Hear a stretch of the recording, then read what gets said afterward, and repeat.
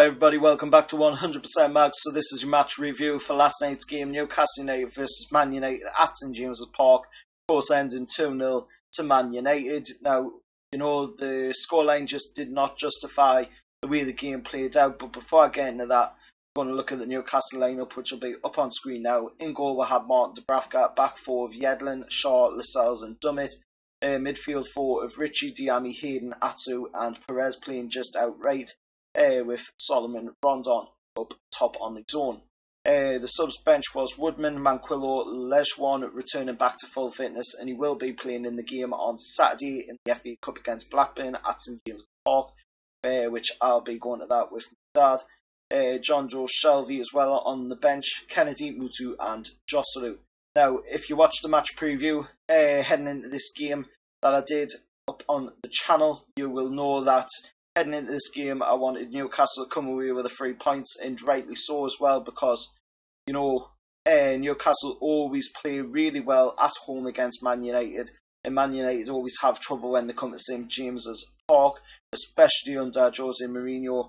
But this time they did the Sunderland trick and switched their manager before they had to play with, and put in interim boss Ole Gunnar Solskjaer, who of course was on a free game win streak heading into this game, and coming out of the game he has 4 wins in a row now, 100% record with Man United. But at the end of the day, I'm not going to come into this video and down Newcastle for how we played last night, because you know what, Rafa Benitez did it exactly the way any manager would in that sort of situation. When your hands are tied behind your back and you can't make the investments on the players that you want to bring into the team because of a spiteful owner that just wants to take every single penny from the club.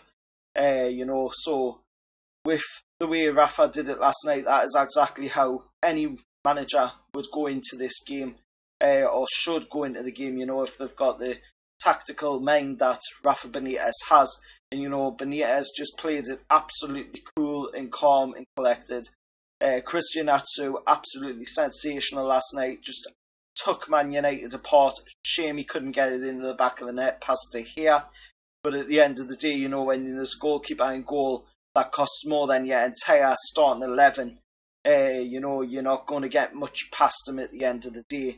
But to be honest, Man United were absolutely shite in my opinion last night, and they were lucky to get away with the 2-0 win. Obviously helped by Andre Mariner, not as an excuse of course, but at the end of the day he did give them loads of chances that they shouldn't have probably had in my opinion.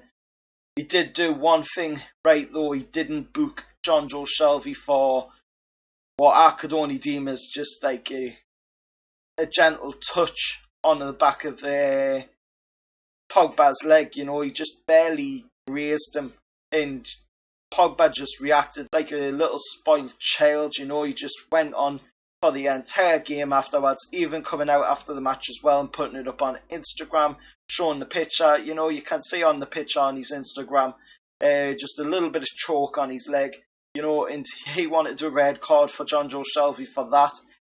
If you acted the way Paul Pogba acted last night in the match, if you did that back in the 90s, 50s, 60s, you would get a good hard smack in the face, and rightly so as well, because if that's the way football's going in modern day, to be wanting red cards for just barely grazing somebody, then we might as well give up now, to be honest. But Newcastle played sensational last night. Obviously, the first goal for Man United came when Romelu Lukaku came on, on the 64th minute. He was on the pitch for about 38 seconds. Man United had a free kick that they shouldn't have been given, to be honest. Rashford whipped it in. Unfortunately for Martin Dubravka, he couldn't get it under control.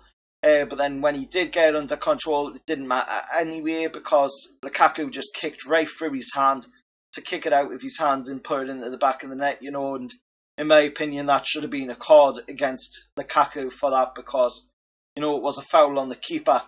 But Andre Mariner didn't give it. Newcastle had a chance, we had a chance to get a goal through Jose Perez.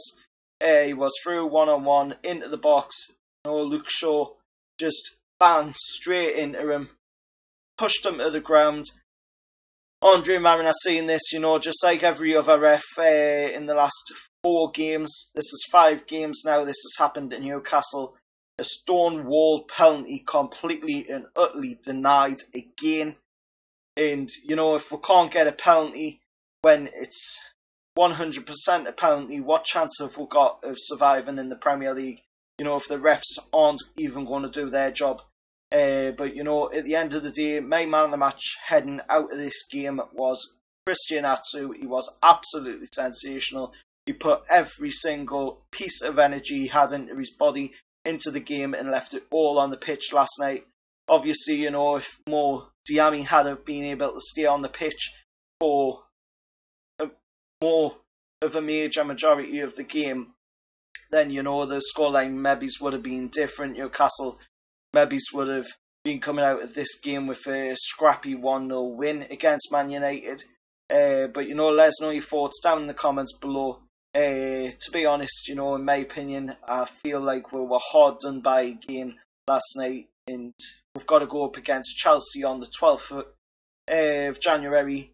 That's the next Premier League game, but of course we've got the FA Cup before that, which I'll be going to that with my dad. So there might be some footage up on the channel for that if I can get some. But let us know your thoughts down in the comments below. Remember, like, share, subscribe to the channel, follow the sponsor fanvibe.com. His link is in the description below. If you use the link, I get a small kickback. Until next time, I'll see you all later, and how are the lads?